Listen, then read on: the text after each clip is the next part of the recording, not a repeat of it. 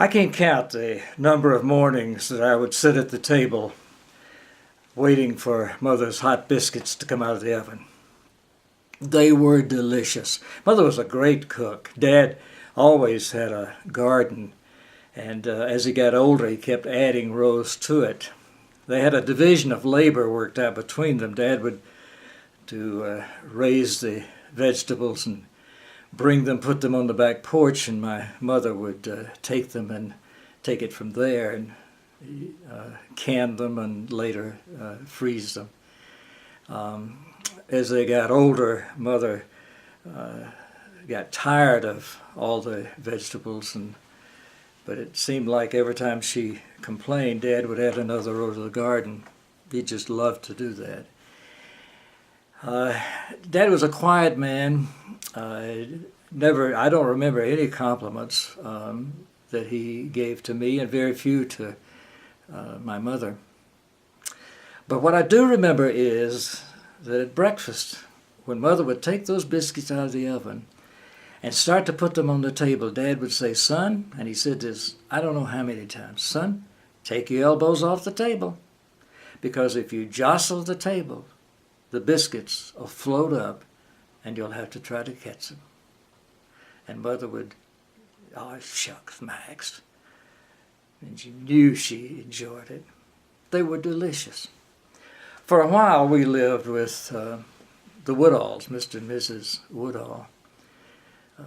Dad and Mother too, on a part-time basis, worked for Mr. Woodall. He raised minnows for a fish bait. And I worked there for part of one summer, but that's another story. And Mrs. Woodall and Mother, of course, shared the same kitchen, same utensils, same flour, same ingredients. But when the biscuits were put on the table, I could tell who made the biscuits that morning. And I would say to Mother, "Mother, your biscuits are absolutely perfect." And she would say, "I'm glad you like them. But you need to know that there's no such thing as a perfect biscuit. There's no such thing as anything that's perfect." In my part of the country, in South Alabama, during the Civil War, flour was extremely hard to come by. And the housewives learned to grind up sweet potatoes and use it to extend the flour. And of course they made sweet potato biscuit. I grew up thinking they were a delicacy, and which they are. I didn't know until just a few years ago that that was the reason that they started making sweet potato biscuits, was to extend the flour. And the idea came from George Washington Carver, who you will remember as a black man research scientist at Tuskegee Institute in Alabama. And he had discovered the nutritional value of sweet potatoes, and he was the one that really started the housewives on the idea of using it to extend the flour. Carver made a lot of impact on that part of the country, more than a lot of people realize. Cotton was the crop, the only cash crop for a long time. And cotton was being wiped out by the boll weevil that had come up from Mexico. And year after year, the farmers were getting poorer and poorer because the boll weevil would come in and attack the crops. And the cotton was taking all the nitrogen out of the soil. And it was Carver who convinced some of the farmers to start raising peanuts. I can remember it, supposedly Carver said one time that he knew there was something in the peanut. He just couldn't figure it out. And he prayed every night to God, "Show me what's in the peanut." And Carver said one night God answered his prayer. And God said, "You got brains? Figure it out." Well, Carver did. between the boll weevil wiping out the cotton crop and people becoming so anxious, and Carver's research, things started turning around. And the people in the area, in particular a little town called Enterprise, Alabama, were so grateful that they decided to build a monument.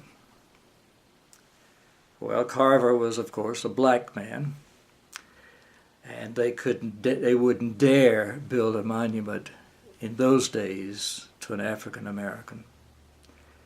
And so to this day, there's a monument in Enterprise, Alabama, with an image, a sculpture of the boll weevil. Go figure. When I was serving a congregation in Topeka, Kansas, several years ago, we decided to do a cookbook. And I called my mother and I said, I want you to send me your recipe for sweet potato biscuits. And she did, and we included it in the cookbook. And I sent her a copy of the cookbook, and not too long after that I was home visiting. And I said, Mother, did you get the cookbook? And she said, yeah, I did. I said, did you see your recipe? She said, yeah, I saw that, but that's not the way I make biscuits. And I said, Mother, this is the recipe you sent me. Oh, she said, I know, but that's not the way I make them. Okay, Mother, let's try this again. Show me how you make biscuit. And we went in the kitchen, and she measured out the flour and the ingredients, and showed me how she made sweet potato biscuits. That's the recipe that I have.